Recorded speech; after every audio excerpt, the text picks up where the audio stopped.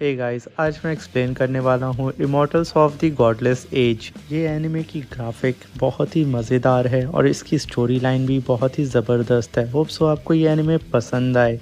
तो हमारी ये सीरीज़ यहाँ से स्टार्ट होती है। हमें एक ड्रैगन किंग को दिखाया जाता है जो कि समुंदर से अपीयर होता है और एक पहाड़ पे जा कर के खड़ा हो जाता है। उसी पहाड़ पे हम देखते हैं कि एक गॉड भी खड़ा होता है और उसी ड्रैगन किंग का इंतज़ार कर रहा होता है। तभी ड्रैगन किंग कहता है, आखिर तुम मेरे इलाके में आके क्या कर रहे हो और तुम यहाँ पे खड़े होके क्या करना चाहते हो। तभी वो गॉड बोलता है, मुझे माफ़ करना मेरे दोस्त, क्योंकि आज ही मुझे हेवन से ऑर्डर मिला है तुम्हें पकड़ने का। ये बात सुनकर के ड्रैगन किंग एकदम गुस्सा आ जाता है, खूब तेज से चिल्लाता है और कहता है, तुम्हारी इतनी हिम्मत कि तुम मुझे पकड़ोगे। और ये कह करके वो हवा में उड़ने लगता है। तभी वो गॉड बोलता है कि मेरे दोस्त मुझे माफ़ करना, मगर मैं अपने गॉड्स के ऑर्डर के खिलाफ नहीं जा सकता। मुझे आज किसी भी कीमत पे तुम्हें सील करना होगा। ये बात जैसे ही ड्रैगन सुनता है वो कहता है, हम दोनों तो दोस्त थे और तुम मेरे इतने अच्छे दोस्त थे, मगर तुम ऐसा कैसे कर सकते हो। तभी वो गॉड बोलता है कि मैं हेवंस के ऑर्डर के खिलाफ नहीं जा सकता, मुझे माफ़ करना। तभी इन दोनों की बहुत ही खतरनाक आइकॉनिक लेवल की फाइट होने लगती है और ये दोनों ही एक दूसरे के ऊपर अटैक करने लगते हैं। मगर जैसा कि हम जानते हैं ड्रैगन किंग का वो गॉड दोस्त होता है, इसलिए वो ड्रैगन किंग के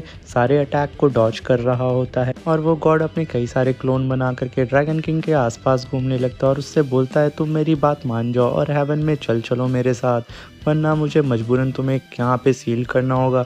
मगर ड्रैगन किंग इस बात को नहीं मानता है। तभी वो गॉड अपना एक वेपन बाहर निकालता है और हमारे ड्रैगन किंग के ऊपर थ्रो कर देता है, जिसकी वजह से ड्रैगन किंग बाल बाल बचता है उससे इंजर्ड होने से। मगर वो फिर भी नहीं रुकता है और ड्रैगन किंग कहता है कि तुम मुझे इस छोटे से गैजेट से नहीं हरा सकते हो। फिर ड्रैगन किंग फिर से खड़ा हो जाता है और बोलता है कि तुम्हारी इतनी हिम्मत कि तुम मुझे इंजर्ड करना चाहते थे। अभी वो गॉड कहता है, अब बस बहुत हुआ। वो अपनी 5 एलिमेंट की पावर को एक्टिवेट कर देता है और आसमान में बहुत सारे फर्नेस अपीयर हो जाते हैं और वो ड्रैगन किंग इसको देख करके अपने अटैक को रेडी कर देता है। फिर वो ड्रैगन किंग बार बार उस फर्नेस पे अटैक करता है कि उस फर्नेस की पावर एक्टिवेट ना हो पाए।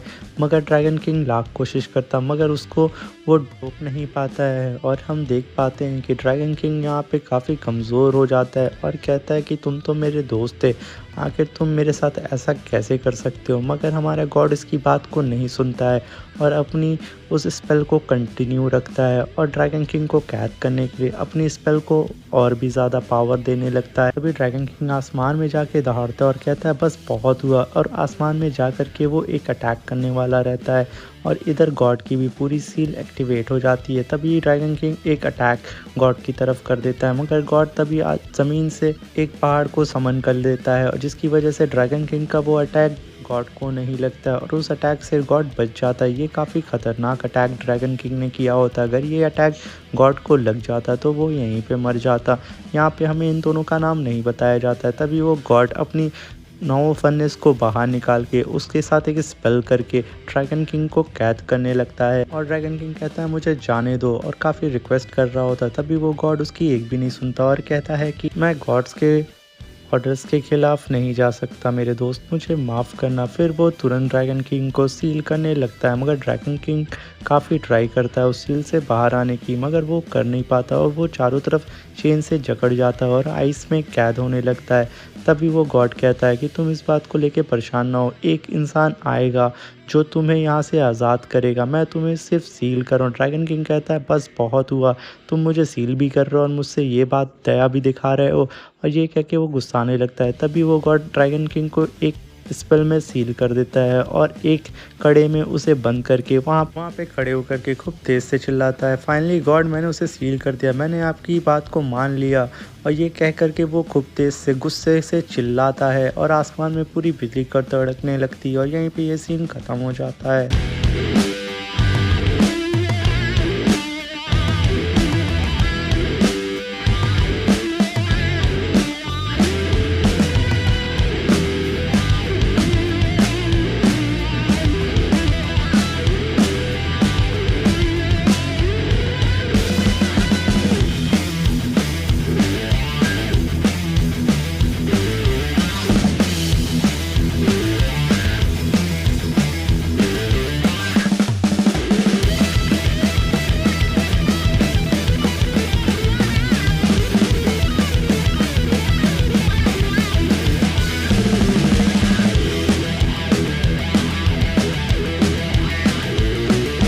तो हमें जंगल का सीन दिखाया जाता है जहाँ पे एक इंसान अपने बच्चे को ढूंढ रहा होता है और वो अपने बच्चे को बार बार चिल्ला रहा होता है, हाँ जी तुम कहाँ हो।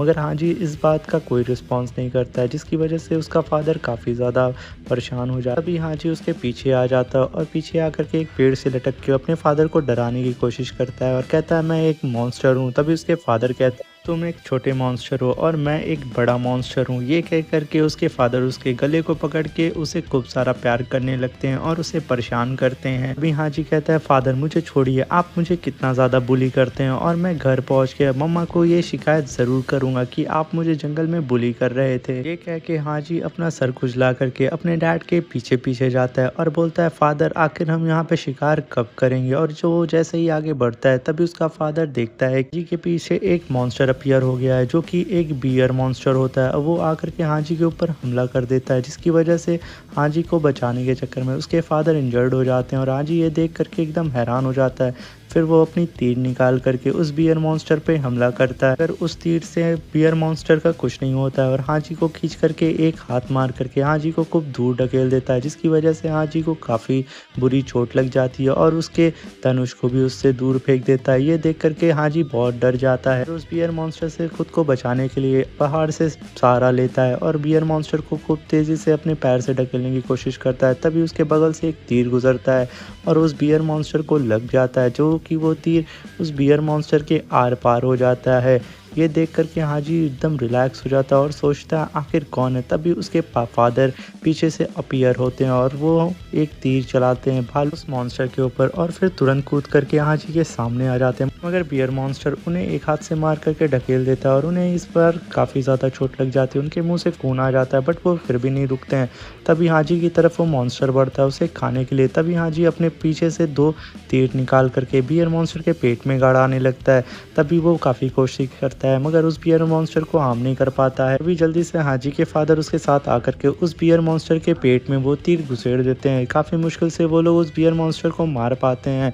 तभी उसके फादर बोलते हैं ऐसा तो नहीं होता है कि बियर मॉन्स्टर इस जंगल में आए, वो भी हमारे विलेज के इतने पास। ऐसा तो कभी नहीं होता था, हम शिकारियों के विलेज के पास इतने मॉन्स्टर नहीं आते थे। तभी वहाँ पे एक धमाका होता है जिसे देख करके हाजी के फादर शॉक्ड हो जाते हैं और हाजी को बोलते हैं जब तक मैं यहाँ ना आऊँ तुम यहीं पे रहना, मैं जा करके विलेज में एक बार चेक करता हूँ कि आखिर वहाँ पे क्या हुआ है। मगर हाजी जिद करता है कि फादर मैं भी आपके साथ जाऊँगा। मगर वो कुछ देर बाद मान जाता है और वहीं पे फादर की बात मान करके वहाँ पे बैठ जाता है और वहीं इंतज़ार करने लगता है। तभी काफ़ी टाइम बीत जाता है, हाजी के फादर नहीं आते और उस गांव से काफ़ी ज़्यादा धुआं निकल रहा होता है। हाजी इस चीज़ को देख करके परेशान हो जाता है और तभी भागते हुए अपने विलेज की ओर जाता है और देखता है वहाँ पर कि काफ़ी ज़्यादा तबाही मची होती है। वहाँ पे कई सारे सिपाही आकर के वहाँ के गांव वालों को मार रहे होते हैं और काट रहे होते हैं और कहते हैं कि यहाँ पे हमारे किंग का ऑर्डर है, जो भी इंसान यहाँ पे शिकारी है वो मारा जाएगा, वरना तो हमारे महल में चले वरना वो यहाँ पे मारा जाएगा। तभी हाजी थोड़ा सा आगे बढ़ता है और उसके पास से ही उसके फादर आकर के गिरते हैं और ये देख करके हाजी परेशान हो जाता है और पूछता फादर आप ठीक तो हैं। तभी उसके फादर बेहोश हो जाते हैं। हाजी उन्हें हिला ला करके रोता है। तभी वहाँ से पीछे से आवाज़ आती है सन यहाँ से भाग जाओ। तभी हाजी की मॉम धीरे धीरे चल के उसके तरफ आती हैं और बोलती हैं हाजी यहाँ से तुम भाग जाओ। हाजी ये देख करके काफ़ी हैरान हो जाता है और रोने लगता है। फिर वो अपनी मॉम को देख करके अपनी मॉम की तरफ, तभी उसकी मॉम के पीछे एक बंदा अपीयर होता है और उसकी मॉम की गर्दन को पकड़ लेता है और उसे आसमान में उठा देता है और हंसने लगता है। एक एवल सी स्माइल देख करके हाजी की तरफ देखता है। तभी हाजी ये चीज़ को देख करके उस मॉन्स्टर की तरफ चला जाता है उसे मारने के लिए और जितनी भी कोशिश करता है उस मॉन्स्टर को मारने के लिए वो उसे मार नहीं पाता है क्योंकि हाजी बहुत छोटा होता है। मगर तब भी हाजी नहीं रुकता है और अपनी मॉम को बचाने के लिए बार बार उस मॉन्स्टर को मारने की कोशिश करता है। मगर वो मॉन्स्टर उसकी मॉम को मार करके हाजी के सामने आ जाता है और यहाँ पे हम देखते हैं वो मॉन्स्टर और कोई नहीं एक लेपर्ड मॉन्स्टर रहता है और वो एक इंसान का रूप लेकर के इस विलेज को आया रहता है तबाह करने के लिए। तभी वो लेपर्ड मॉन्स्टर धीरे धीरे हाजी की तरफ बढ़ता है और हाजी नीचे गिर जाता है और वो लेपर्ड मॉन्स्टर अब अपने भेष में आने लगता है और वो अपने मॉन्स्टर लुक में आ जाता है। उसका ये लुक बहुत ही ज़्यादा खतरनाक होता है। तभी वो लेपर्ड मॉन्स्टर हाजी की तरफ कूद के जंप लगाता है और लेपर्ड मॉन्स्टर जैसे ही अपने आप को पूरा चार्ज करके हाजी की तरफ कूदता है, हाजी इस चीज़ को देख करके डर जाता है। तभी वहाँ पे एक स्वॉर्ड अपीयर होती है और वो स्वॉर्ड आकर के हाजी के सामने गिर जाती है, जिसको देख करके लेपर्ड मॉन्स्टर वहीं रुक जाता है और फिर वो स्वॉर्ड लेपर्ड मॉन्स्टर के ऊपर वॉर करने लगती है और उसके आगे पीछे घूमने लगती है और उसे काफ़ी घायल कर देती है, फिर उसके चारों ओर घूमने लगती है। ये देख करके लेपर्ड मॉन्स्टर एकदम घबरा जाता है और फिर सडन वो तलवार लेपर्ड मॉन्स्टर के सीने में घुस जाती है, जिसकी वजह से लेपर्ड मॉन्स्टर वहीं पे ढेर हो जाता है। और वो तलवार जैसे ही लेपर्ड मॉन्स्टर को लगती है, लेपर्ड मॉन्स्टर खूब दूर जा करके गिरता है और वहाँ गिरने के बाद हमें दूर खड़ा एक मॉन्स्टर दिखाई देता है जो कि उस तलवार को कंट्रोल कर रहा था। लेपर्ड मॉन्स्टर के मरते ही ये सीन यहीं पे कट हो जाता है और हमें दिखाया जाता है वो तलवार हमारे मेन लीड के पास, हाजी के पास आकर के गिर जाती है और फिर एक आवाज़ आती है, जब सनराइज होगा तभी अंधेरा ये खत्म होगा। ये कहते हुए ये सीन शिफ्ट होता है और हमें दिखाया जाता है हाजी अब बड़ा हो चुका है और वो एक गुफा में बैठ के कल्टीवेट कर रहा होता है। उसके सामने वही स्वॉर्ड होती है, उस स्वॉर्ड का नाम होता है स्काई विंग्स और इस स्वॉर्ड को हम विंग स्वॉर्ड बोलेंगे। तो विंग्स उसके बगल में ही एकदम खड़ी रहती है और इस स्वॉर्ड के पास अपनी ही एक स्प्रिट होती है, तभी उसके मास्टर अपीयर होते हैं। हाजी के मास्टर वही होते हैं जो उस रात को हाजी को बचाए होते हैं। वो इसकी बहादुरी को देख करके अपने साथ ले आते हैं और अपना उत्तराधिकारी बना देते हैं और इस स्वॉर्ड की सारी टेक्निक को हाजी को सिखाते हैं और ये स्वॉर्ड हाजी की काफ़ी अच्छी दोस्त हो जाती है। जैसा कि मैंने आपको बताया था कि हर एक स्वॉर्ड की अपनी ही स्पिरिट होती है, वो अपने मास्टर को खुद सेलेक्ट करती है और हाजी के साथ ये स्वॉर्ड काफ़ी अच्छी तरीके से मर्ज हो जाती है। तभी हाजी के मास्टर कहते हैं कि तुमने इस स्वॉर्ड टेक्निक को बहुत अच्छी से मास्टर कर लिया है, अब तुम्हें इस वैली से बाहर जा करके बाहर की दुनिया को देखना चाहिए। बट इस बात को सुन करके हमारा हाजी काफ़ी ज़्यादा निराश हो जाता है और कहता है मास्टर मैं यहाँ से दूर नहीं जाना चाहता हूँ। तभी उसके मास्टर कहते हैं कि नहीं, तुम्हें बाहर की दुनिया देखनी होगी मेरे बच्चे, और उससे कहते हैं क्या तुम्हें पता है कि डीमन क्या है और ताऊ क्या है, डीमन और ताऊ के बीच में क्या डिफरेंट है। ये बात सुन करके हाजी एकदम घबरा जाता है और सोचने लगता है मास्टर ये कैसी बात कर रहे हैं, डीमन तो मॉन्स्टर होते हैं और ताऊ हमारी कल्टीवेशन का होता है। हमारे मास्टर कहते हैं नहीं, जिस दिन तुम इस बारे में जान जाओगे तब तुम इस वैली में वापस आ जाना, मगर उससे पहले तुम्हें ईस्ट में जा कर के एक गोबाउ सिटी में जाना होगा जहाँ पे तुम्हें एक लड़की को बचाना होगा जिसका नाम है जी सैंग। और ये बात सुन करके वो मास्टर हाजी की तरफ देखने लगते हैं। हाजी कहता है मास्टर आप मुझसे क्या करवाना चाहते हैं। मास्टर कहते हैं बाकी बात वो तुम्हें बता देगी, जिसका नाम रहता है जी सैंग।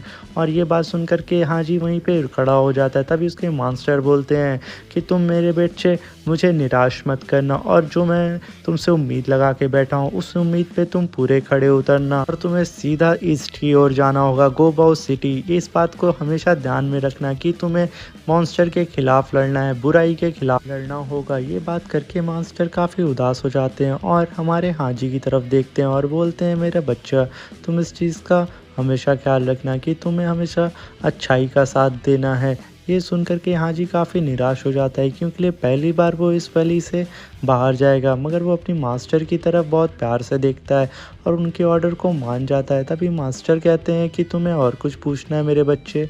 तभी वो हाजी बोलता है नहीं मास्टर, मेरे माता पिता के जाने के बाद आपने ही मुझे पाला है और आपने ही मुझे इस काबिल बनाया है कि मैं डीमन से लड़ सकूं और अपनी फैमिली का बदला ले सकूं।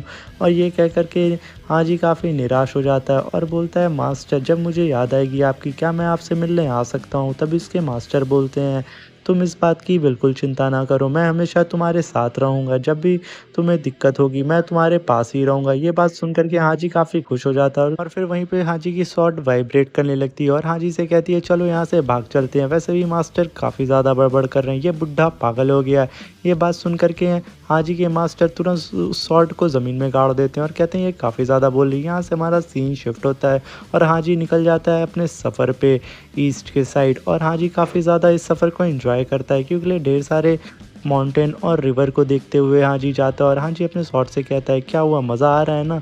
तभी हाजी की स्वॉर्ड भी कहती है बिल्कुल, क्योंकि ये लोग कई साल बाद पहली बार उस वैली से बाहर निकले थे।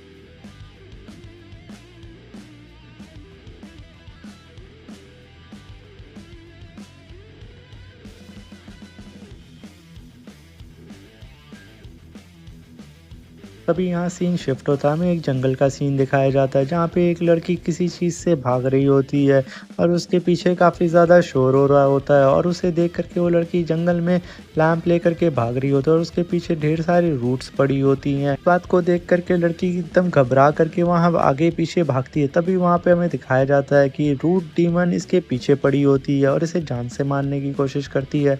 तभी वो लड़की एक पेड़ के पीछे जाके छुप जाती है। वो डीमन कहती है कि तुम मुझसे नहीं बच सकती, ये जंगल मेरा है और मैं यहाँ की रानी हूँ।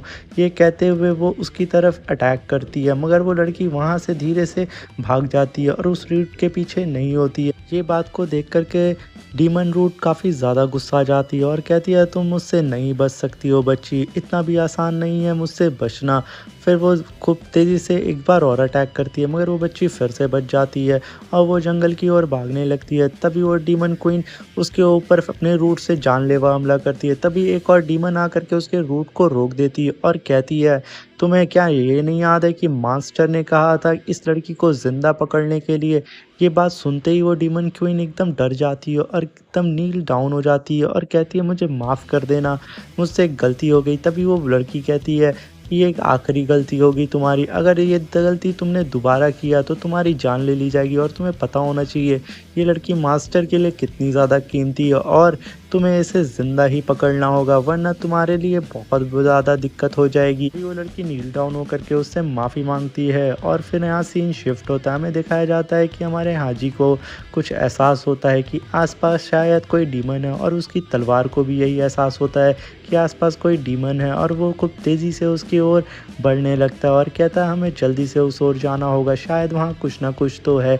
और ये सोच करके उसकी स्वॉर्ड और वो दोनों निकल जाते हैं उसकी ओर। तभी हमें दिखाया जाता है कि वो लड़की भागते हुए एक ब्रिज पे आ जाती है और उसके पीछे वही डीमन रहती है और वो डीमन उसका पैर पकड़ के उसको खींचती है अपनी ओर और उसको जकड़ के कहती है कि तुम बच्ची अब मुझसे कहाँ भाग के जाओगी, तुम डीमन क्वीन से तो बिल्कुल नहीं बच सकती हो। और उसके सामने आकर के उसको एक स्प्रे उसके मुंह पे छिड़कती है जिसकी वजह से वो लड़की अनकॉन्शियस हो जाती है और धीरे धीरे बेहोश होने लगती है। तभी डीमन क्वीन कहती है इतना भी फड़फड़ाने की ज़रूरत नहीं है तुम्हें, क्योंकि तुम्हें यहाँ पे कोई नहीं बचा पाएगा मरने से। ये कह करके वो डीमन क्वीन उसे बेहोश करने लगती है और चारों तरफ सन्नाटा छा जाता है। और यहाँ पे हमारा एक और सीन शिफ्ट होता है। हमें दिखाया जाता है कि डीमन क्वीन और उस लड़की के बीच में एक तलवार आती है और वो तलवार हमारी विंग्स होती है और वो क्या ज़बरदस्त तरीके से नीचे आके गिर जाती है और उसके साथ में ही हमारा हाजी भी आ जाता है और कहता है तुम्हारी इतनी हिम्मत कि तुम एक ह्यूमन को तकलीफ़ पहुंचाओगी।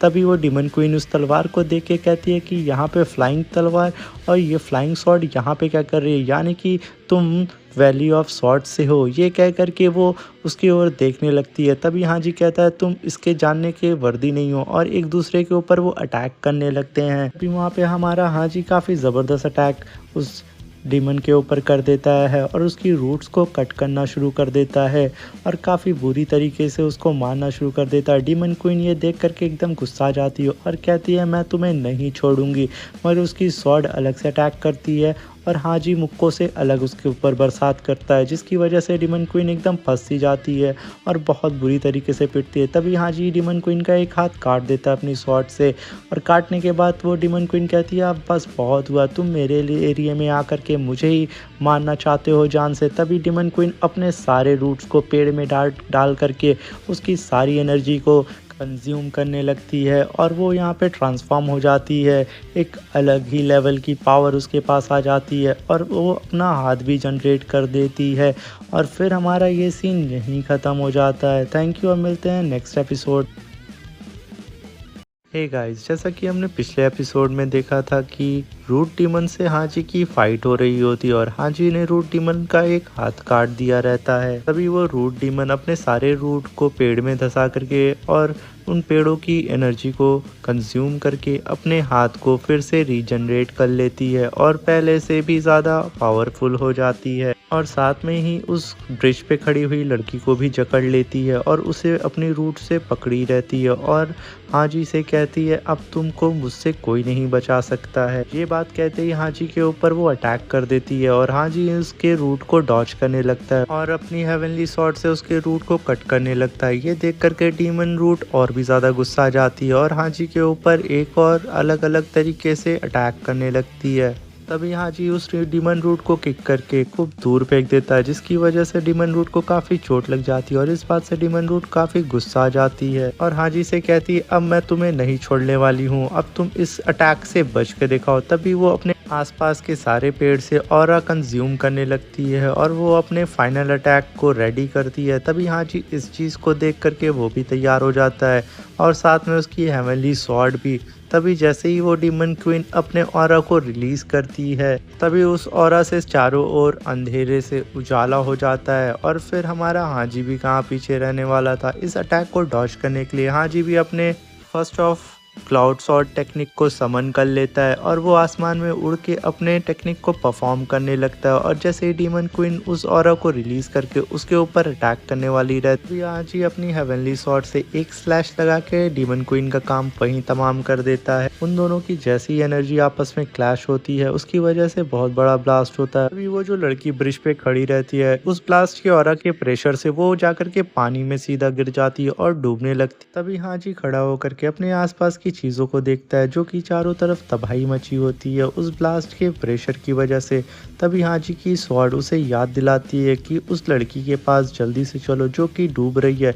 ये जान करके हाजी तुरंत उस अपनी स्वॉर्ड पे बैठ जाता है और उस लड़की की ओर निकल जाता है, मगर यहाँ पे ये लड़की और भी ज्यादा गहराई में डूबती जाती है और वो इतनी ज्यादा कमजोर हो गई होती है कि वो ऊपर भी नहीं आ पाती है और वो सोचती है शायद ये मेरा आखिरी टाइम है, मैं अब मरने वाली हूँ। ये सोच करके वो अपनी आंखों को बंद कर लेती है और अपनी डेथ को एक्सेप्ट कर लेती है, मगर तभी हमारा हाजी पानी में कूद करके उसको आ जाता है बचाने के लिए। मगर वो लड़की सोचती है शायद कोई एंजल मेरी सोल को लेने आया हुआ है, मगर हाजी जल्दी से उसके पास आकर के उसको अपनी बाहों में भर लेता है।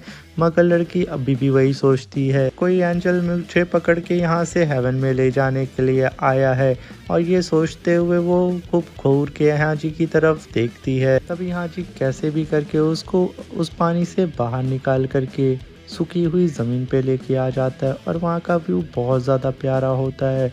तभी हाजी उस लड़की को नीचे बैठा करके वहाँ पे आग जलाता कि वो जो लड़की है वो अपना कपड़ा सुखा सके उस आग से, क्योंकि उस पानी में गिरने की वजह से उस लड़की का सारा कपड़ा भीग गया होता है। इसी वजह से हाजी वहाँ पे एक बैरियर लगा देता है कि बैरियर के उस पार वो लड़की अपने कपड़े को अच्छे तरीके से सुखा सके, और वहाँ पे एक आग जला देता है और खुद दूसरी साइड बैठ करके उससे बातें करने लगता है और पूछता है कि आखिर तुम यहाँ पे। वो लड़की बताती है कि मेरे विलेज पे डीमंस ने अटैक कर दिया था, जिसकी वजह से मैं यहाँ पे भागते हुए आ गई और उन सारे डीमन से बच रही थी। तभी हाजी पूछता है आखिर तुम्हारे विलेज पे डीमंस ने अटैक क्यों किया। तभी लड़की बोलती है कि मैं जहाँ भी जाती हूँ, जिस भी विलेज में जाती हूँ, वहाँ पे डीमन पता नहीं क्यों अटैक कर देते हैं, शायद मैं ही एक मनहूस लड़की हूँ। ये कह के वो एकदम रोने लगती है। तभी हाजी पूछता है तुम्हारे माता पिता कहाँ हैं। तभी वो लड़की बताती है डीमंस ने उन्हें बचपन में ही मार दिया था जब मैं छोटी थी, और ये कह के वो और उदास हो जाती है। तभी हाजी कहता है तुम मनहूस नहीं हो, तुम गलत सोच रही हो। तभी वहाँ पे एक अजीब सा डीमन अपीयर होता है,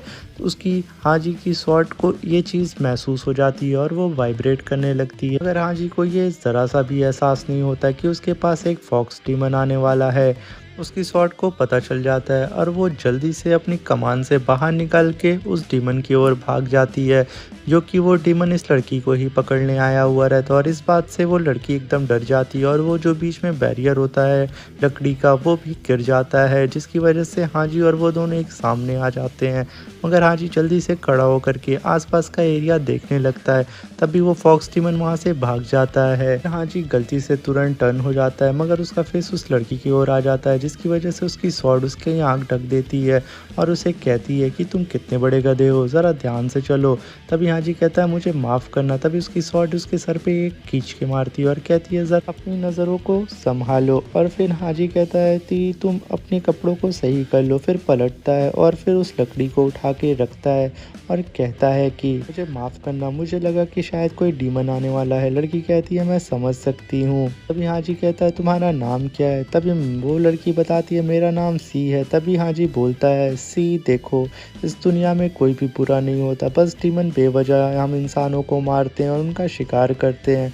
तुम इस बात को झूठ में परेशान हो रही हो और तुम ये बताओ तुम्हारा आगे का क्या प्लान है? तभी सी बोलती है कि मुझे बाओ सिटी जाना है अपने अंकल के पास। ये सुन करके हाजी कहता है बाओ सिटी, वहाँ पे तो मुझे भी जाना है, क्यों ना मैं तुम्हें वहाँ तक ड्रॉप कर दूँ। मगर सी कहती है तुमने मेरी जान बचाई, यही मेरे लिए काफ़ी था। और ये कह करके वो वहाँ पे लेट जाती है, मगर हाजी कहता है नहीं, मैं तुम्हें वहाँ तक छोड़ूंगा और अपने प्रोटेक्शन में तुम्हें रखूँगा, तुम परेशान ना हो।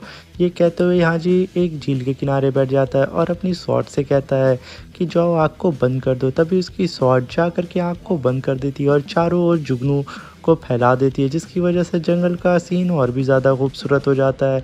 तभी वो लड़की ऊपर बैठ जाती है और कहती है आज तक मैंने इतनी खूबसूरत जगह नहीं देखी थी, आज हाजी मैंने तुम्हारी वजह से इतनी खूबसूरत जगह देख पाई हूँ।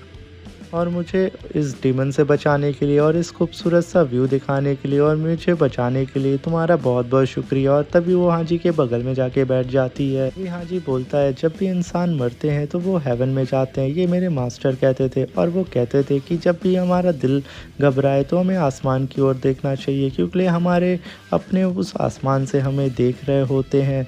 ये कह कर के हाजी उस लड़की को आसमान की ओर दिखाता है। यहाँ पे सीन शिफ्ट होता है, हाजी उठ जाता है और सुबह हो जाती है और अपनी स्वॉर्ड को गुड मॉर्निंग बोल करके अपने कमान में रख लेता है। और फिर हाजी अपनी स्वॉर्ड को लेकर के उस लड़की की ओर बढ़ता है। तभी वो देखता है कि वो लड़की झील के किनारे पर खड़ी हुई है और सी जैसे ही पलटती है हाजी की तरफ, हाजी ये देख करके एकदम शॉक्ड हो जाता है। वो बहुत ही ज़्यादा खूबसूरत लग रही थी।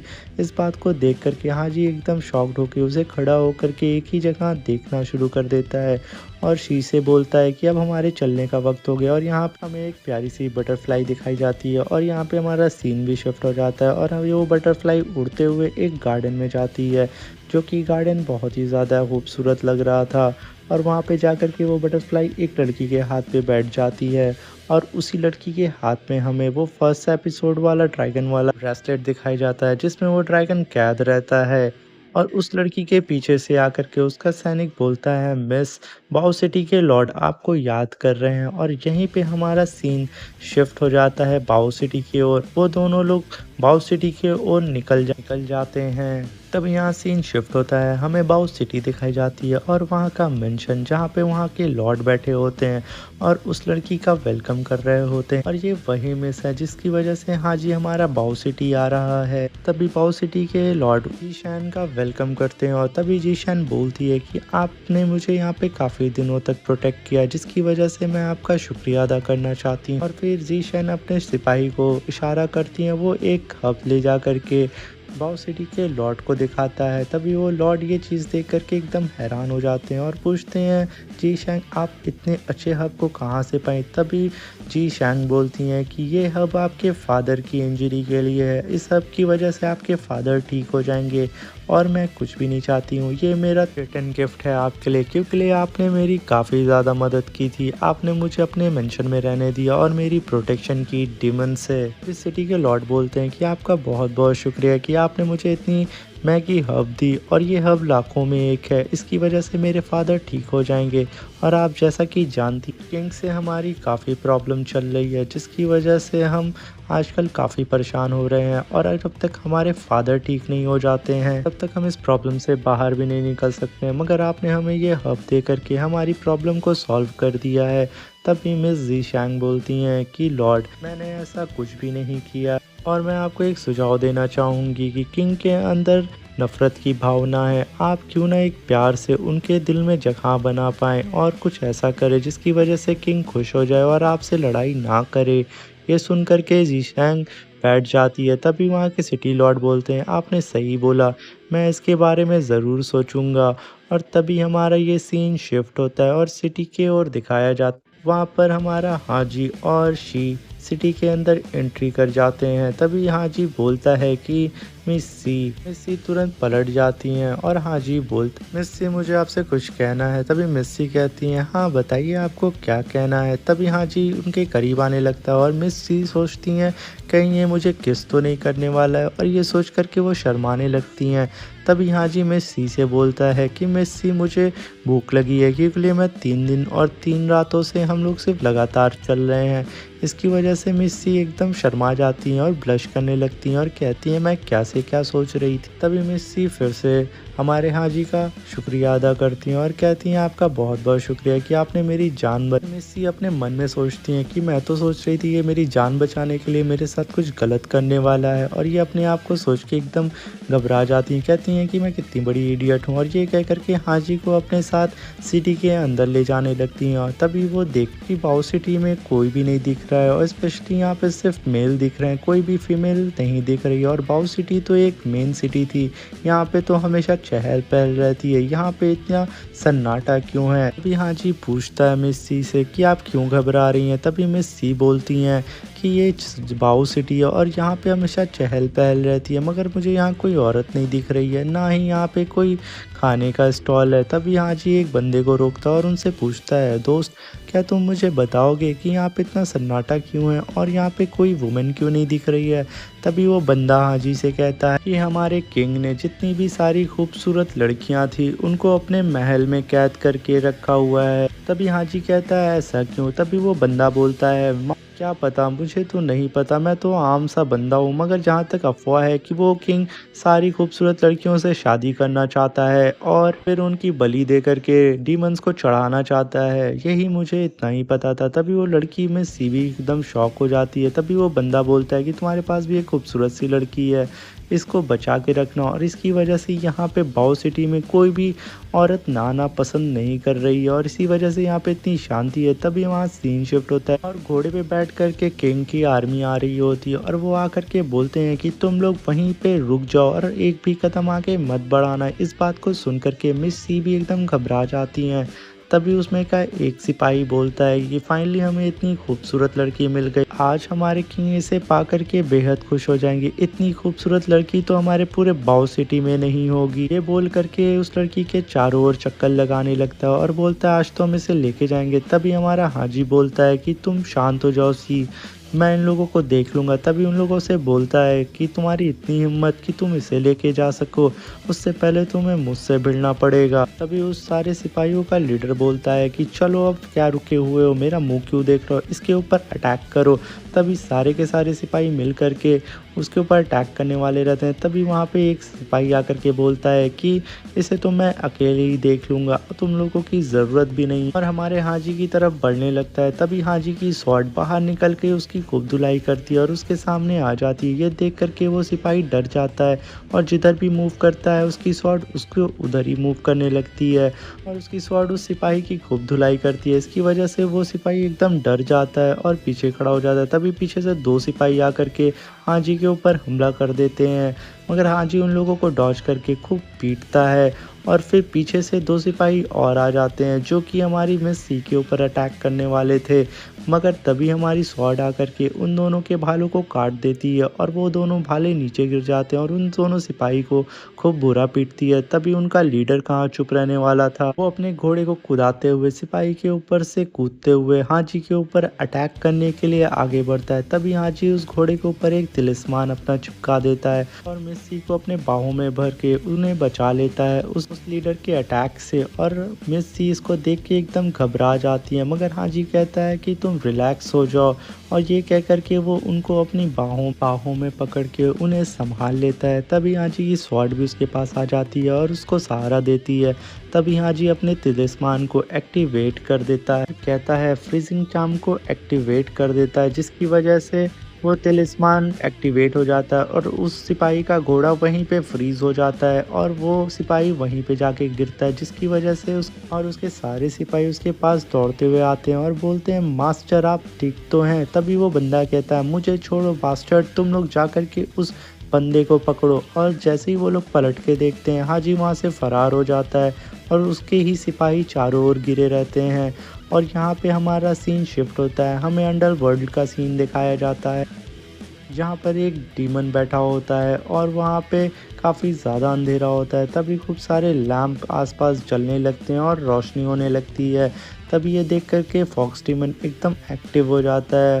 तभी उसका लॉर्ड बोलता है शांत हो जाओ। तभी फॉक्स डीमन कूदते हुए आगे बढ़ता है और अपने चारों ओर देखना शुरू कर देता है। तभी वो देखता है रेड कलर का मिस्टीरियस ऑरा आ रहा है और ये वही ऑरा होता है डीमन लड़कियों का, जो कि 3 लड़कियां रहती हैं और वो तीनों लड़कियां आकर के फॉक्स डीमन के सामने खड़ी हो जाती हैं। तभी फॉक्स डीमन तुरंत से अपीयर होकर के अपनी पूरी पावर को समन करके एक बड़े से जाइंट फॉक्स में कन्वर्ट हो जाता है और उन लोगों की तरफ अपना पंजा मारता है। वो लड़कियां बाल बाल बच जाती। तभी उस डीमन का लॉर्ड बोलता है इन्हें आने दो, हमारे सीक्रेट लॉर्ड ने इन्हें आने की परमिशन दी है। तभी वो डीमन शांत हो जाता है और वो लड़कियां उस फॉक्स डीमन के पास जा कर के उसकी ओर छेड़ने लगती हैं और उससे बार बार कहती हैं अच्छा हुआ तुम रुक गए, वरना आज हम तुम्हें खा जाते। मगर फॉक्स डीमन शांत हो जाता है, उनकी ओर सिर्फ देखता है। तभी वो लड़कियां उस डीमन फॉक्स के मास्टर के पास जा कर के बोलती हैं ये तुम्हारा लास्ट मौका होगा, क्योंकि हमारे सीक्रेट मास्टर ने बोला हुआ है तुम्हें इस लड़की को किसी भी हाल में पकड़ के लाना होगा, क्योंकि हमारे सीक्रेट मास्टर को हेवन में अपनी पोजीशन बनानी है और उन्हें इमॉर्टल बनना है। और इस बात का ध्यान रखना, इस बार अगर गलती हुई तो तुम्हारा आखिरी दिन होगा। तभी वो लड़कियां उस लड़की की फ़ोटो उसके पास और बाउ सिटी का मैप फेंक करके चली जाती हैं। यहीं पे हमारा ये एपिसोड ख़त्म हो जाता है। अब मिलते हैं नेक्स्ट एपिसोड में। अगर आपको मेरी एक्सप्लेनेशन अच्छी लगी हो प्लीज़ चैनल को लाइक करें, सब्सक्राइब करें और शेयर करें। अगर आपको कोई भी ऑब्जेक्शन है या मेरी एक्सप्लेनेशन आपको समझ में नहीं आ रही है या अच्छी नहीं लग रही है तो कमेंट करके प्लीज़ ज़रूर बताएं और प्लीज़ सपोर्ट करें। Thank you.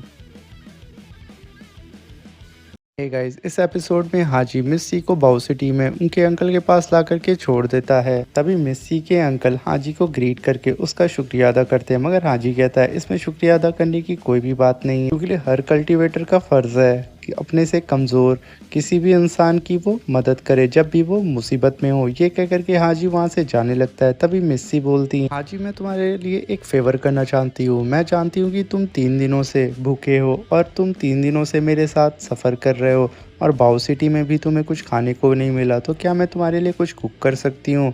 मगर हाजी ये सुन करके मना कर देता है और कहता है कि मुझे अपने मास्टर का दिया हुआ काम पूरा करना और मैं वैसे ही बहुत ज़्यादा लेट हो चुका हूँ। ये कह करके हाजी वहाँ से जाने लगता है। तभी मिस्सी हाजी को आवाज़ दे करके रोकती हैं और तभी हाजी पीछे पलटता है और मिस्सी को देख करके रुक जाता है। इस चीज़ को देख करके मिस्सी के अंकल काफ़ी गुस्साते हैं। तभी मिस्सी कहती हैं कि हाजी तुमने मुझे डीमन से बचाया और सिपाहियों से बचाया, अगर मुझे फिर से खतरा हुआ और मैं तुम्हारी मदद चाहती होंगी तो मैं तुम्हें कैसे बुलाऊंगी। तभी हाजी ये देख करके काफ़ी ज़्यादा सैड हो जाता है और मिस्सी की ओर देखता है। मिस्सी भी उसकी ओर देखती हैं। तभी हाजी अपने पास से एक U1 जेड निकाल करके मिस्सी को देता है, मगर मिस्सी इस जेड को लेने से मना करती हैं, क्योंकि ये जेड काफ़ी ज़्यादा महंगा और काफ़ी कीमती होता है। तभी हाजी बोलता है कि इस जेट की सेकंड कॉपी मेरे पास है, तो तुम कभी भी किसी भी प्रॉब्लम में पड़ना तो इस जेट को क्रैक कर देना और मैं तुरंत तुम्हारे पास आ जाऊंगा। ये कह कर के हाजी मिस्सी को ये जेट दे देता है।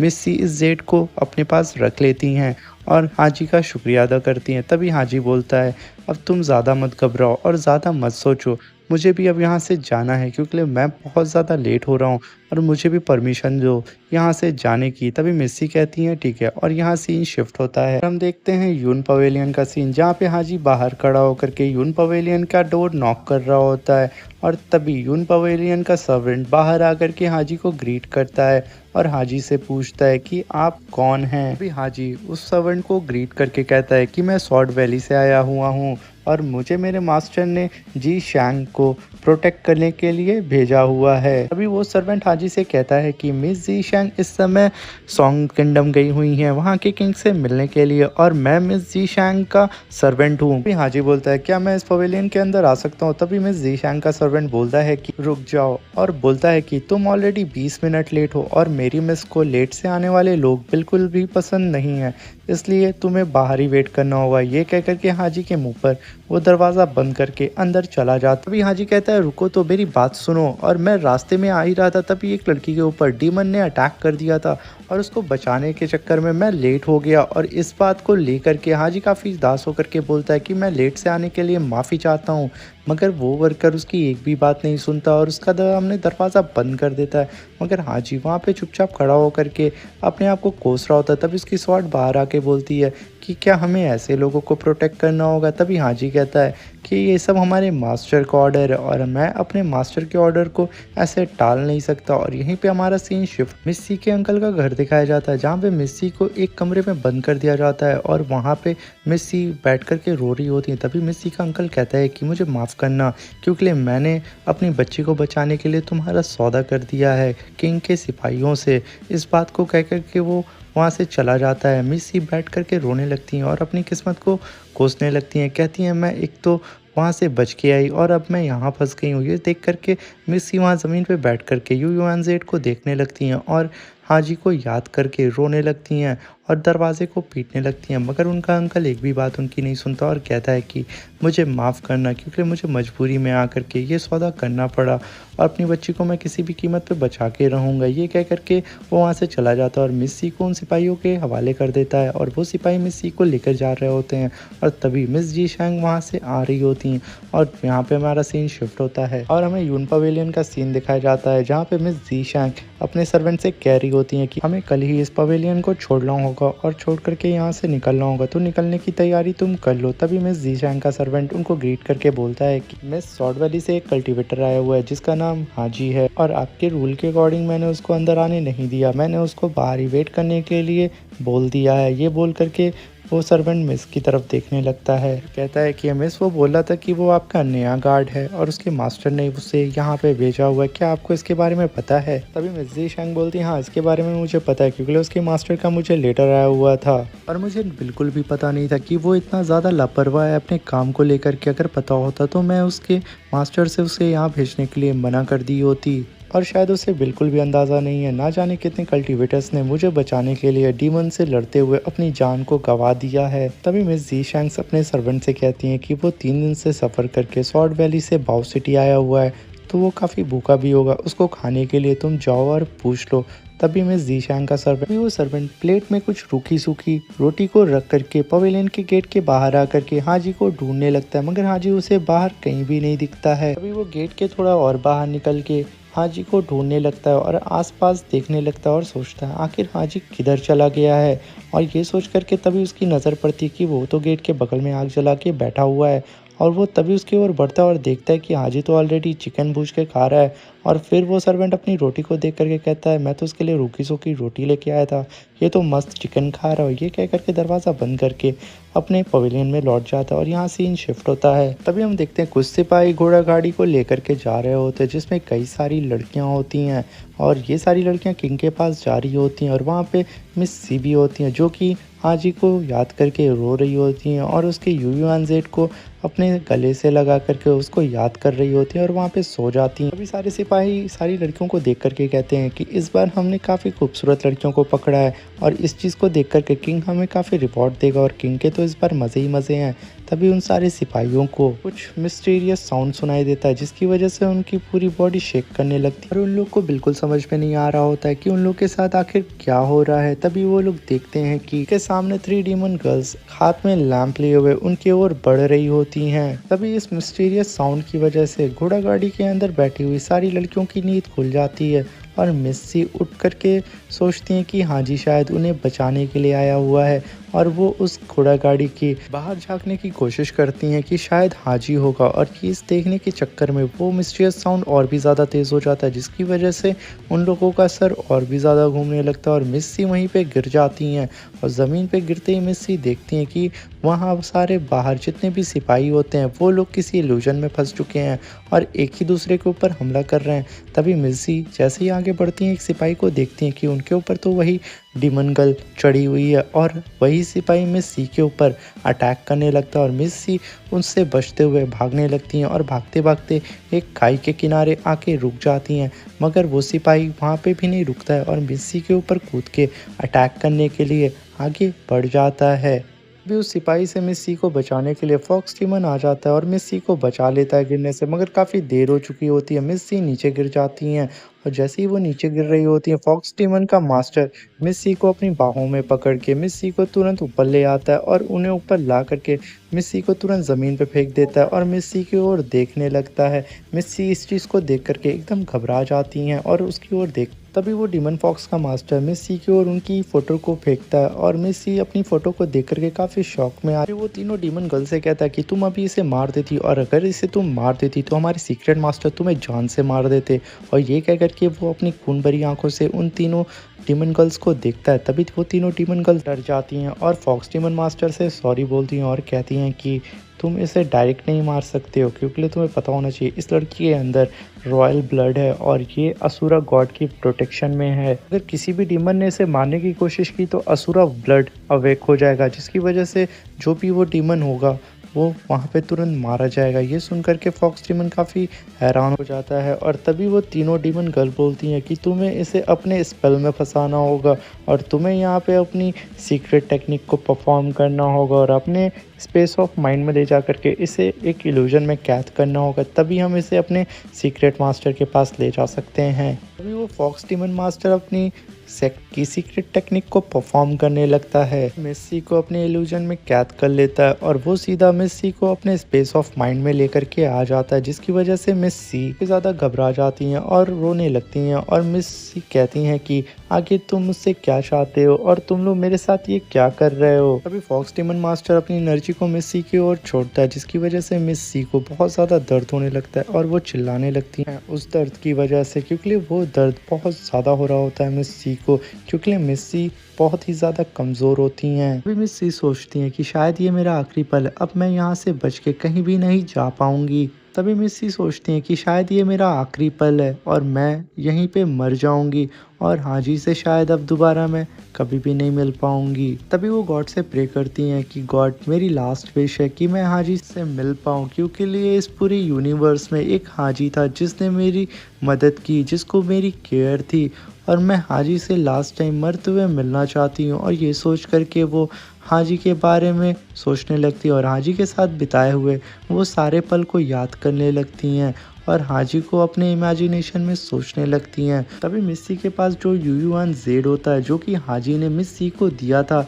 उस जेड में क्रैक आने लगता है और यहीं पे हमारे ये एपिसोड ख़त्म हो जाता है। अब मिलते हैं नेक्स्ट एपिसोड में। तो क्या नेक्स्ट एपिसोड में हाजी टाइम पे आकर के मिस्सी को बचा पाएगा? अब इस सस्पेंस को यहीं पे छोड़ते हैं और ये एपिसोड भी यहीं पे ख़त्म हो जाता है। अब मिलते हैं नेक्स्ट एपिसोड में। और हाँ, अगर ये सीरीज़ आपको अच्छी लगी हो तो चैनल को लाइक कर दें, चैनल पे नए आए हैं तो चैनल को सब्सक्राइब कर दें और इस वीडियो से रिलेटेड कुछ चीज़ें आप बताना चाहते हैं या मेरी एक्सप्लेनेशन आपको अच्छी नहीं लग रही है तो कमेंट करके ज़रूर बताइएगा कि मैं अपनी एक्सप्लेनेशन को सही कर सकूं। Thank you. अब मिलते हैं इसके नेक्स्ट एपिसोड में। Tata bye. हे गाइस, इस एपिसोड में हमें दिखाया जाता है कि हाजी अभी भी लिवयून पवेलियन के बाहर बैठ करके मिस जी शैंग का वेट कर रहा होता है। तभी मिस जी शैंग का सर्वेंट बाहर आ जाता है, जिसे देख करके हाजी तुरंत ग्रीट करता है। तभी हाजी की नज़र लिवयून पवेलियन के गेट पे पड़ती है, जहाँ से मिस जी शैंग आ रही होती है अपने दो गार्ड के साथ। हाजी मिस जी शैंग को वहाँ खड़ा होकर के टुकुर टुकुर देखने लगता है, क्योंकि वो इतनी ज़्यादा खूबसूरत लग रही थी कि हाजी उनसे अपनी नज़र हटा ही नहीं पाता है। और तभी मिस जी शैंग का सर्वेंट हाजी से बोलता है, हाजी तुम ठीक तो हो ना? तभी हाजी कहता है, हाँ हाँ मैं ठीक हूँ। और वो घबरा करके तुरंत उस सर्वेंट की ओर देखने लगता है और फिर वो मिस जी शैंग को ग्रीट करके बोलता है कि मिस जी शैंग, मेरा नाम हाजी है और मैं लीजिन वैली से आया हुआ हूँ और मेरे मास्टर ने आपको प्रोटेक्ट करने के लिए मुझे यहाँ पे भेजा हुआ है। मगर मिस जी शैंग उसे देख करके तुरंत इग्नोर कर देती हैं और हाजी के ठीक सामने से गुजर के चली जाती हैं। और हाजी जैसे ही अपनी गर्दन को उठा करके मिस जी शैंग को देखता है, वो हैरान हो जाता है और कहता है कि आखिर इन्होंने मेरे क्वेश्चन का जवाब क्यों नहीं दिया। तभी जी शैंग का सर्वेंट आकर के हाजी के पास बोलता है कि अरे कोई बात नहीं, तुम बेवजह परेशान हो रहे हो। मिस जी शैंग ऐसे अजनबियों से जल्दी बात नहीं करती हो और एक बार तुम उनसे घुल मिल जाओगे तो वो तुमसे अच्छी तरीके से बात करेंगी। अभी मिस जी शैंग का सर्वेंट हाजी से कहता है, और बताओ कल रात तुम्हारी कैसे भी थी, वो भी पवेलियन के गेट के बाहर। तभी हाजी कहता है, मेरी टांग खींचना बंद करो और ये बताओ अब हमें यहाँ से कहाँ जाना है। तभी मिस जी शैंग का सर्वेंट बोलता है, अब हम यहाँ से जा रहे हैं फैंग सिटी और ये सुन कर के वो लोग तुरंत रेडी हो जाते हैं और उन लोग के सामने उनकी घोड़ा गाड़ी भी आ जाती है। फिर मिस जी शैंग का सर्वेंट हाँ जी से बोलता है, तो किस बात की देरी है, चलो बैठते हैं और यहाँ से निकलते हैं, क्योंकि हमें जल्द से जल्द बाओ सिटी छोड़ करके फैंग सिटी पहुँचना होगा। और तभी हाजी पूछता है कि आखिर इतनी जल्दी हम सिटी क्यों चेंज कर रहे हैं, और मैं तो अभी आया हूँ और सडन प्लान चेंज हो गया। तभी जीसैंग का सर्वेंट बोलता है, जिसका नाम होता है गुलिंग। गुलिंग बोलता है कि बस मिस का ये ऑर्डर है और ऑर्डर हम फॉलो कर रहे हैं। तभी हाजी की नज़र मिस जी शैंग पे पड़ती है और फिर से वो उन्हें टुकुर टुकुर करके देख रहा होता है। फिर हाजी को गुलिंग टोक करके कहता है कि आखिर तुम यहीं खड़े रहोगे या फिर हम लोग के साथ चलोगे भी। तभी हाजी कहता है, अरे हाँ मैं तो चलूंगा, बट मुझे किस गाड़ी पे बैठना मुझे ये तो बता दो।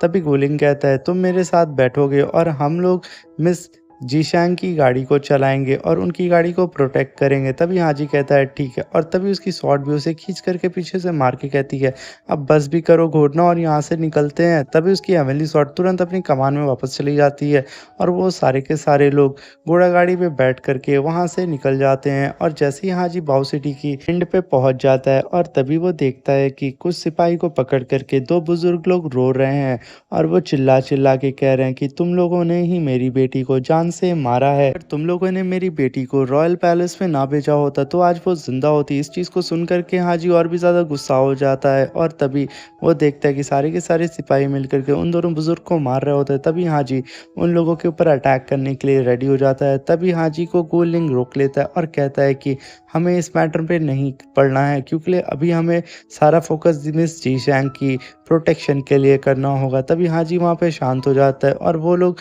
वहाँ से चुपचाप चले जाते हैं। मगर हाजी मन में सोचता है कि आखिर ये बाओ सिटी का जो लॉर्ड है वो कितना ज़्यादा कमीना है। वो अपने फ़ायदे के लिए इन सारी मासूम लड़कियों को रॉयल पैलेस में भेज देता है, वो भी किंग के लिए। ना जाने इस सिटी का अब क्या ही होने वाला है, क्योंकि इस सिटी में अब कोई भी लड़की नहीं बची है और इस सिटी पे कोई ध्यान भी नहीं दे रहा। और यहीं पे सीन शिफ्ट होता है और हमें दिखाया जाता है कि मिस जी शैंग अपनी गाड़ी का पर्दा हटा करके उसी पैलेस का बाहर का सीन देख रही होती हैं और अपने मन में सोच रही होती हैं कि इसी पैलेस में मेरे फादर की डेथ हुई थी। और वो अपनी पास्ट लाइफ में चली जाती हैं, जिसकी वजह से वो काफ़ी ज़्यादा उदास हो रही होती हैं, क्योंकि लिए उनकी पास्ट लाइफ में उनके फादर की डेथ उनके सामने हुई थी और उनके फादर ने ही इनकी जान बचाई थी। और यही उनके वो फादर हैं जिनका नाम है किंग सॉन्ग। और वो मिस जी शैंग को कहीं कोने में छुपा देते हैं और कहते हैं, बेटा कुछ भी हो जाए तुम यहाँ से मत निकलना, मेरी एक बात को हमेशा ध्यान रखना,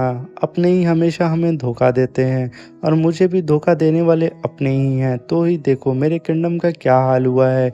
तभी वहाँ पे एक आदमी अपीयर होता है और वो मिस जी शैंग के फादर को पकड़ लेता है और पकड़ करके उनकी गर्दन झुका देता है। ये चीज़ें सारी की सारी मिस जी शैंग छुप करके देख रही होती हैं और रो रही होती हैं बिना आवाज़ किए, क्योंकि उनके फादर ने उन्हें मना किया होता है कि बेटा कुछ भी हो जाए तुम आवाज़ मत निकालना और यहाँ पे अंदर ही छुपी रहना। तभी मिस जी शैंग के सामने ही वो बंदा मिस जी शैंग के फादर किंग सॉन्ग की गर्दन धड़ से अलग कर देता है। और ये देख करके मिस जी शैंग एकदम टूट सी जाती हैं और घबरा जाती हैं कि उनके फादर की डेथ उनके सामने ही हुई थी। तभी ये सीन शिफ्ट होता है और हमें प्रेजेंट का सीन दिखाया जाता है, जहाँ पे मिस जी शैंग सोच रही होती हैं कि मेरे फादर ने इन लोगों के लिए खुद को सेक्रीफाइस कर दिया, मगर ये लोग हैं कि अभी तक अपने लिए आवाज़ नहीं उठा रहे हैं। आखिर ये लोग कितने ज़्यादा कमज़ोर हैं और कितने ज़्यादा डरपोक हैं। मुझे तो ऐसा लगता है ये शायद कभी आवाज़ उठाएंगे ही नहीं और ये लोग ऐसे ही जीना सीख लेंगे।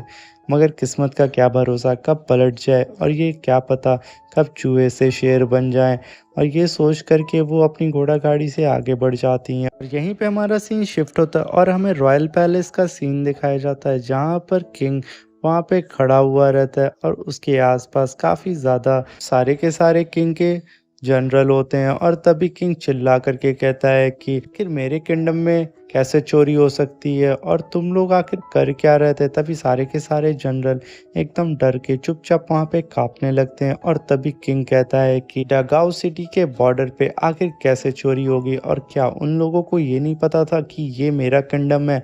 तुम लोग आखिर क्या कर रहे हो, और ये बताओ कि उस बॉर्डर का इंचार्ज कौन है। और तभी उनमें से एक जनरल आगे बढ़ के कहता है कि लॉर्ड डगाओ बॉर्डर का इंचार्ज मेरा बेटा है। तभी किंग कहता है कि जहाँ तक मुझे याद है कि तुम्हारे बेटे की सिफारिश तुमने मेरे पास आकर के पर्सनली की थी कि वो बहुत ज़्यादा लायक है और उसके रहते हुए मेरे किंगडम के बॉर्डर पे चोरी कैसे होगी? अगर वो इतना ज़्यादा टैलेंटेड था तो आखिर ये कैसे हुआ? तभी जनरल रेन कहते हैं कि लॉर्ड मुझे माफ़ कर। तभी किंग बोलता है कि मैं माफ़ कर दूँ? ऐसा हो नहीं सकता है। अब तुम बताओ कि तुम अपने बेटे को कैसी सज़ा देना चाहोगे? और तभी उन जनरल में से एक जनरल तुरंत किंग को ग्रीट करके बोलता है कि लॉर्ड, जनरल रेन के बेटे की गलती नहीं थी, क्योंकि लिए जब उन थीव्स ने हम पर अटैक किया था तब वहाँ पे बहुत ज़्यादा बारिश हो रही थी और बहुत ज़्यादा बाढ़ आ गई थी, जिसकी वजह से जनरल रेन का बेटा गांव वालों की मदद करने के लिए गांव में चला जाता है। इस वजह से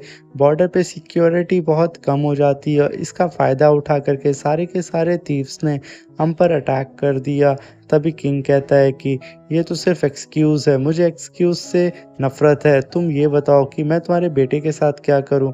और ये जो तुम जनरल रेन के लिए यहाँ पर आकर के मुझसे रिक्वेस्ट कर रहे हो, ये चीज़ मुझे बिल्कुल पसंद नहीं आई है और ना ही मैंने तुम्हें परमिशन दी थी कि तुम मेरे सामने आकर के बोलो। फिर वहाँ पे सारे के सारे जनरल एकदम डर जाते हैं और घबरा करके सब के सब किंग की ओर देखने लगते हैं। अभी किंग उन लोगों की ओर जैसे ही देखता है तभी सारे के सारे जनरल नील डाउन होकर के किंग से माफी मांगने लगते हैं। अभी किंग पलट करके उन लोगों को सजा देने ही वाला था, वहीं पे एक और बंदे की एंट्री होती है जो कि यहाँ का सेनापति है और वो आकर के कहता है लॉर्ड आप इतना गुस्सा मत करें, आपकी सेहत के लिए अच्छा नहीं है ये इतना गुस्सा करना। तभी किंग कहता है कि तुम ज़रा मुझे ये बताओ कि तुम्हें आने में यहाँ इतनी देर क्यों हो गई? तभी वो बंदा कहता है कि लॉर्ड मैं आपके लिए एक बहुत ही ज़्यादा खूबसूरत गिफ्ट लेने के लिए बाउ सिटी गया हुआ था और बाउ सिटी के लॉर्ड ने मुझे सच में बहुत ही ज़्यादा खूबसूरत सा तोहफा आपके लिए दिया हुआ है। ये सुन कर के किंग कहता है कि आखिर वो क्या चीज़ है, मुझे जल्दी से दिखाओ और उसे अंदर लाओ। तभी सेनापति कहता है कि लॉर्ड वो कोई चीज़ नहीं, वो एक खूबसूरत सी लड़की है। ये सुन कर के लॉर्ड उसकी ओर मुड़ जाता और कहता है कि बिना देर किए उसे अंदर लेकर के आओ। सेनापति कहता है जैसा आप कहें माय लॉर्ड, और वो तुरंत जाता है और उस लड़की को अंदर लेकर के आता है और वो लड़की जैसे ही अंदर आती है सारे के सारे जनरल देख करके उसकी खूबसूरती में खो जाते हैं, क्योंकि वो इतनी ज़्यादा खूबसूरत होती है कि सारे के सारे जनरल नील डाउन करके भी उस लड़की को देख रहे होते और हमारा किंग भी अपने सिंहासन पे बैठे बैठे उस लड़की को निहार रहा होता है। वो इतनी ज़्यादा खूबसूरत होती है और तभी हम देखते हैं ये लड़की कोई और नहीं मिस सी होती है और मिस सी आकर के तुरंत किंग को अपना इंट्रोडक्शन देती है और बताती है मेरा नाम मिस सी है और मैं हाउ सिटी से यहाँ पे आपकी खिदमत करने के लिए आई हूँ। ये सुन करके किंग काफ़ी खुश हो जाता है और उसकी ओर देख रहा होता है। फिर किंग मिस सी से बोलता है कि क्या तुम्हें मुझे देख करके डर नहीं लगता है? तभी मिस सी कहती हैं कि नहीं, माना कि आप अनप्रिडिक्टेबल किंग हैं और आपने कई सारे लोगों को जान से मारा है, मगर मैं ऐसे किसी से भी नहीं डरती हूँ, क्योंकि मुझे मरने से डर नहीं लगता है। इस चीज़ को सुन कर के किंग का जनरल चिल्ला करके बोलता है कि आखिर तुम्हारी इतनी हिम्मत कैसे हुई कि तुम किंग के सामने आवाज़ उठा करके बात कर रही हो और तुमने यहाँ पर आकर के नील डाउन भी नहीं किया। तभी किंग जनरल को घूरता है और वो जनरल की पैंट गीली हो जाती है और वो फिर से किंग से माफ़ी मांगने लगता है। फिर किंग अपने सिंहासन पे बैठ कर के मिस सी से बोलता है कि अगर कोई गलती कर दे तो मुझे क्या सज़ा उसे देनी चाहिए? तभी मिस सी कहती हैं ये तो सारा का सारा आपके मूड पे डिपेंड करता है, क्योंकि आप किसी भी छोटी-मोटी गलतियों के लिए किसी को आप जान से नहीं मार सकते और ये एक और चीज़ पे डिपेंड करता है कि आपका मूड कैसा है। अगर आपका मूड अच्छा है तो आप किसी को नहीं मारेंगे, अगर बुरा है तो आप पक्का किसी को जान से मार देंगे। तभी किंग आकर के उसके पास बोलता है कि तुम काफ़ी ज़्यादा समझदार हो, मगर ये मेरी एक बात का हमेशा ध्यान रखना, अगर तुमने मुझे कभी धोखा दिया तो मैं तुम्हें जान से मार दूंगा और मैं एक बार भी नहीं सोचूंगा। किंग का सेनापति कहता है लॉर्ड आप काफ़ी ज़्यादा थक गए हैं, क्यों ना आप जाकर के थोड़ा सा रेस्ट करें इस खूबसूरत सी बला के साथ। और यहाँ पे हमें बिल्कुल भी नहीं बताया जाता है कि मिस सी यहाँ पर कैसे आई और क्या मजबूरी थी वो यहाँ तक पहुँच गई। और तभी हम देख पाते हैं कि किंग तुरंत मिस सी को अपनी गोद में उठा करके वहाँ से निकल जाता है और ये चीज़ को देख करके वहाँ पे सारे के सारे जनरल के होश उड़ जाते हैं। किंग कहता है अपने जनरल से यहाँ का आगे का काम तुम संभालो, क्योंकि मेरा अच्छा मूड है और मैं अभी किसी को जान से नहीं मारूंगा। तभी उसका जनरल कहता है जैसा आप कहें माय लॉर्ड। और तभी मिस सी को किंग अपने साथ अपने रूम में लेकर के चला जाता है और यहीं पे हमारा ये सीन शिफ्ट होता है और हमें फैंग सिटी का सीन दिखाया जाता है। पर ये सारे के सारे सिपाही डीमन हंटिंग के लिए अपने सिटी में घूम रहे होते हैं, क्योंकि काफ़ी दिनों से एक डीमन इन्हें परेशान कर रहा होता है और काफ़ी सारे लोगों को जान से मार रहा होता है। और तभी वो डीमन इन लोगों के ऊपर अटैक कर देता है और एक सिपाही की गर्दन धड़ से अलग कर देता है, जिसे देख करके सारे के सारे सिपाही डर जाते हैं। और तभी उन सिपाही का लीडर आगे आता है और अपने पास से एक आर्टिफैक्ट्स निकालता है और कुछ तिलिस्मान निकाल करके उस डीमन के ऊपर अटैक करने की कोशिश करता है, मगर वो सारे के सारे अटैक फेल हो जाते हैं। अगर वो सिपाहियों का लीडर अभी भी नहीं रुकता, वो अपने आर्टिफैक्ट से रोशनी मारना शुरू कर देता है और अपने आर्टिफैक्ट से कुछ तिलिस्मान को मर्ज करके काफ़ी पावरफुल अटैक जनरेट करता है, मगर वो अटैक उस डीमन के सामने फेल हो जाता है और वो डीमन सारे के सारे तिलिस्मान को जला करके राख कर देता है।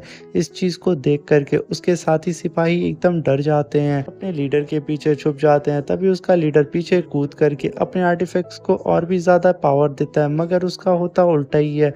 वो देखता है कि उसके सारे के सारे तिलिस्मान जल करके उसके सामने आ रहे हैं और वहाँ से एक डीमन हंस रही होती है, जो कि काफ़ी ज़्यादा पावरफुल होती है और वो डीमन धीरे धीरे करके इन लोगों को जान से मार रही होती है। और यहीं पे हमारा ये एपिसोड ख़त्म हो जाता है। अब मिलते हैं इसके नेक्स्ट एपिसोड में। अगर ये वीडियो आपको पसंद आई हो, चैनल को लाइक कर दें और अगर चैनल पे नए आए हैं तो चैनल को सब्सक्राइब कर दें। और नेक्स्ट वीडियो जल्दी से जल्दी चाहते हैं तो कमेंट करके ज़रूर बताइएगा। Thank you guys. जैसा कि हमने पिछले एपिसोड में देखा था कि कुछ सिपाही फैंग सिटी में गश्त लगा रहे थे, क्योंकि लिए रात में डीमंस बहुत ही ज़्यादा मासूम लोगों को जान से मार दे रहे थे।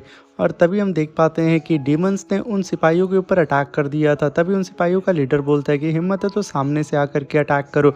तभी वो डीमन उस सिपाही के ऊपर, जो कि सिपाहियों का लीडर था, उसके ऊपर अपने निडल से अटैक कर देता है, जिसकी वजह से उन सिपाहियों का लीडर बहुत ही ज़्यादा घायल हो जाता है और अपने घुटनों के बल बैठ जाता है। तभी वो डीमन हंसते हुए कहता है कि पहले तुम मेरे अटैक्स को डॉज तो कर पाओ। तभी उन सिपाहियों का लीडर अपने पास से एक तिलिस्मान को निकालता है और उसे आसमान की ओर छोड़ देता है। तभी वो डीमन हंसते हुए उसकी ओर आ रहा होता है और हम देख पाते हैं कि उस डीमन की सिर्फ हंसी की वजह से सारे के सारे सिपाही घबरा जाते हैं और डर करके इधर उधर भागने लगते हैं। कोई रेंग के भागता है तो कोई सो करके भाग रहा होता है। अब फिर हम देख पाते हैं उन सिपाहियों का लीडर अपने स्पेल को परफॉर्म कर चुका होता है और तभी वो डीमन कहता है ये मामूली सा स्पेल मेरा कुछ भी नहीं बिगाड़ सकता है। और वो तुरंत आकर के अपने एक ही हाथ से उस लीडर के चेस्ट को फाड़ देता है और अपना हाथ उसके लीडर के चेस्ट के आर पार कर देता है और वो लीडर वहीं पे मारा जाता है, जिसे देख करके एक सिपाही डर के कांपने लगता है और वो डीमन उसे भी जान से मार देता है। और यहीं पे हमारा सीन शिफ्ट होता है और हमें दिखाया जाता है फैंग सिटी के बॉर्डर का सीन, जहाँ पर हाजी और अपने साथियों के साथ वो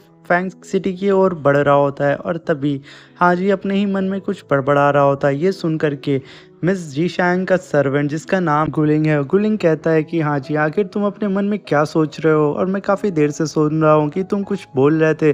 तभी हाजी कहता है कुछ खास नहीं, बस मैं ये सोच रहा हूँ कि तुम्हारी जो मिस है जी शैंग, वो आखिर किस मिट्टी की बनी हो और उससे शायद बिजनेस नहीं आता है, क्योंकि लिए जहाँ हमारी ठंड ख़त्म हो रही है वो गर्म कपड़े बेचने के लिए फैंग सिटी में जा रही है। आखिर उसे क्या बिजनेस की नॉलेज ज़रा सी भी नहीं है।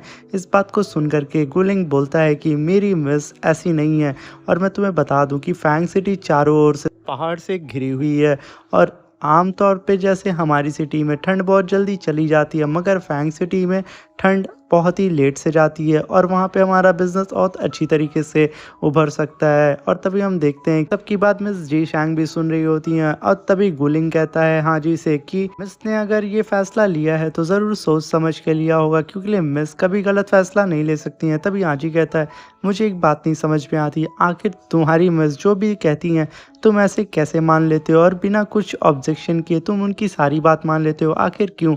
तभी गुलिंग कहता है कि बचपन में ही हमारे पेरेंट्स मारे जा चुके थे और मिस जी शैंग ने ही मुझे संभाला है और मैं तब से लेकर के अब तक उनका वफादार हूँ, और वो जो भी कहती आई हैं अब तक सब कुछ सच ही निकला है, तो मैं कैसे आखिर उनकी बात ना मानूं। अगर तुम्हें लगता है कि उनकी बात कहीं पे गलत है तो तुम मुझे बता सकते हो।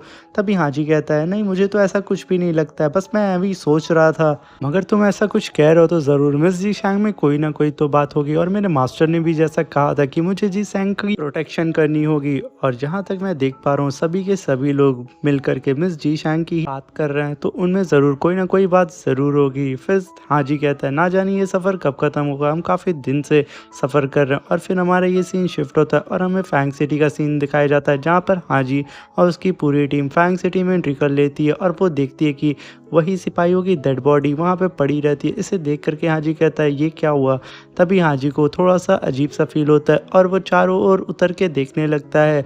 और फिर हाजी कहता है गुलिंग से तुम थोड़ा सा संभल के आगे बढ़ो, मुझे यहाँ पे कुछ खतरा लग रहा है। तभी हाजी इमोर्टलाइज टेक्निक्स से देखता है चारों ओर, वो देखता है कि सभी के सभी जितने भी लोग रहते हैं उन लोगों के ऊपर डिमोनिक ऑरा बहुत ही बुरी तरीके से हावी हुआ रहता है और उनके ऊपर काबू कर लेता है। इस चीज़ को देख कर के हाजी काफ़ी शॉक हो जाता है और कहता है कि आखिर कैसे हो सकता है कि यहाँ पे डीमंस ने इन सारे लोगों को पोजेस कर लिया है। और तभी हाजी और इन्वेस्टिगेशन करने के लिए और अंदर जाने लगता है। तभी गुलिंग कहता है हाजी तुम कहाँ जा रहे हो, मगर हाजी कहता है तुम कुछ देर यहाँ रुको।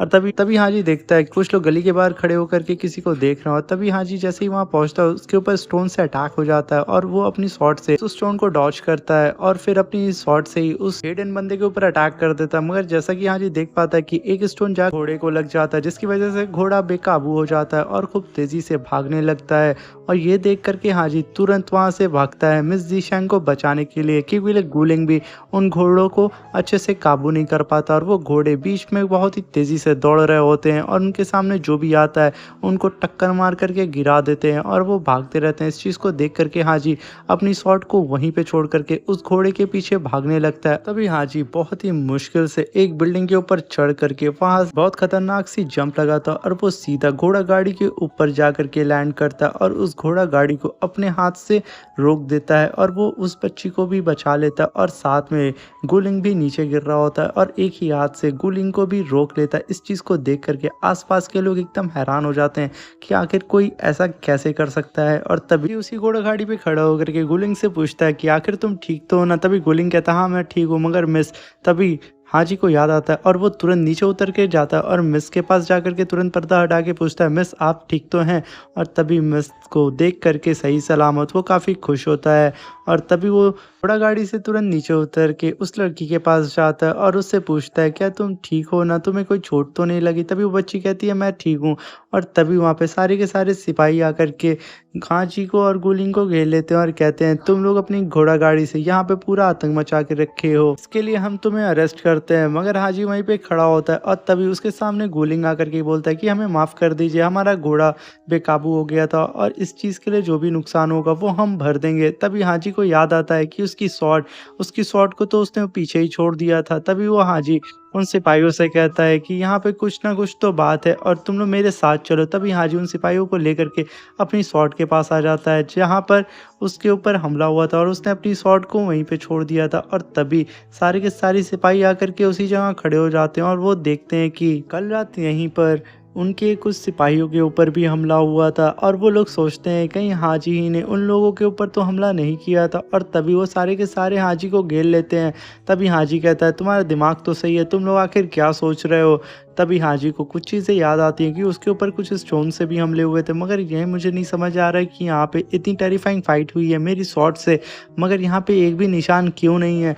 और तभी वो सारे के सारे सिपाही अपनी तलवार निकाल करके हाजी के ऊपर अटैक करने वाले रहते हैं। तभी हाजी अपनी एक ही स्लैश से सारे के सारे सिपाहियों की तलवार और भालों को काट देता है और एक सिपाही के ऊपर जो कि उनका लीडर होता है अपनी तलवार रख देता है और कहता है कि अगर एक भी कदम तुम लोगों ने आगे बढ़ाया तो मैं यहाँ पे तुम्हारी गर्दन धड़ से अलग कर दूंगा। ये सुन करके सारे सिपाही वहीं पे खड़े हो जाते हैं। अभी हाजी उन सिपाहियों से पूछता है कि आखिर कल रात में ऐसा क्या हुआ था कि तुम लोग मुझ पर अटैक करने वाले थे। तभी वो सिपाही कहते हैं कि कल रात को ही हमारे सीनियर के ऊपर अटैक हो गया था और वो लोग जान से मारे गए थे। तभी ये हाजी कहता है कि अटैक हो गया था, यानी कि जब फैंग सिटी में एंट्री किए थे उन लोगों की जो लाश हमने देखी थी वो यानी कि तुम्हारे सिपाही थे। तभी वो सिपाही कहता है हाँ वो हमारे सिपाही चीफ थे। और ये कह करके वो सिपाही एकदम कांपने लगता है और तभी हाजी कस के उसकी गर्दन अपनी शॉट से और दबाता है, कहता है सच बताओ। तभी हाजी को मिस जी शैंग रोक लेती हैं और अपने पास एक पाउडर निकालती हैं और कहती हैं कि तुम शांत हो जाओ। और तभी मिस जी शैंग उस पाउडर को चारों ओर छिड़क देती हैं, जो कि वो पाउडर यनकुन फिश के दूध से बना हुआ था। और इस पाउडर की खासियत होती है कि आसपास में जितना भी डिमोनिक ऑरा और अगर ऐसा कोई भी निशान होगा जिसे डीमन ने हाइड किया होगा, ये पाउडर उन्हें विजिबल कर देगा, जिसे हम आराम से यहाँ पे देख सकते हैं। इस चीज को सुन करके सारे सिपाही भी हैरान हो जाते हैं और तभी मिस जीशैंग के आसपास एक अलग सा चमकीला ऑरा आ जाता है और तभी हम देख पाते हैं वो चमकीला ऑरा जैसे दीवार पर पड़ता है। वो पाउडर की वजह से वहाँ पे निशान अपीयर होना स्टार्ट हो जाते हैं और चारों ओर दीवार की तरफ फाइट के निशान होते हैं। और ये फाइट हमारी झांझी की स्वॉर्ड ने किया होता है, जिसकी वजह से वहाँ की दीवारें कट गई होती हैं। और इस चीज़ को देख करके वो सारे सिपाही शॉक में आ जाते हैं और कहते हैं क्या हमारी सिटी में डीमन है। और ये कह करके वो लोग कांपने लगते हैं और कहते हैं हमारे चीफ को जो कल रात को पेट्रोलिंग पे थे उनको मारने वाले भी डीमन है। तभी हाजी उन दीवालों के पास जा करके उन दीवालों के निशानों को छूने लगता है और कहता है कि ऐसा कोई नॉर्मल डीमन नहीं कर सकता, क्योंकि ये जो भी डीमन है वो चीज़ों को हाइड करने में बहुत ही ज़्यादा एक्सपर्ट है। और उसने जिस तरीके से निशानों को हाइड किया था हम उसे देख भी नहीं पाते। और तभी मिस जीशैंग बोलती हैं तुमने सही कहा, वो डीमन काफ़ी ज़्यादा पावरफुल है। हाँ जी उन सिपाहियों की ओर मुड़ करके पूछता है कि आखिर तुम लोग मुझे बता सकते हो ये मरने का सिलसिला आखिर कब से चल रहा है। तभी वो सिपाही कहता है कि ये स्टार्ट हुआ है परसों से, जब हमारी सिटी के स्ट्रॉन्ग पर्सन की डेथ हो गई थी। और इसकी वजह से हमारी पेट्रोलिंग टीम रात को यहाँ पे पेट्रोलिंग कर रही थी और वहाँ पे उन सारी पेट्रोलिंग के चीफ थे जिनका नाम वाई था। और मिस्टर वाई उन पेट्रोलिंग टीम के हेड थे और उनकी डेथ कल हो चुकी है, जैसा कि तुम लोगों ने देखा है सिटी में एंट्री करते ही। तभी हाजी उन दीवालों को और अच्छे तरीके से ऑब्जर्व करने लगता और कहता है कि अपने सिटी में सबको बता दो, क्योंकि यहाँ पर ज़रूर कोई ना कोई मिस्टीरियस डीमन है और उसे हमें जान से मारना होगा। मगर यहाँ पे मिस जीशैंग बोलती हैं कि नहीं हाजी हमें यहाँ से चलना होगा और ये हमारा मैटर नहीं है और बेवजह हम किसी भी मैटर में पढ़ना नहीं चाहते हैं।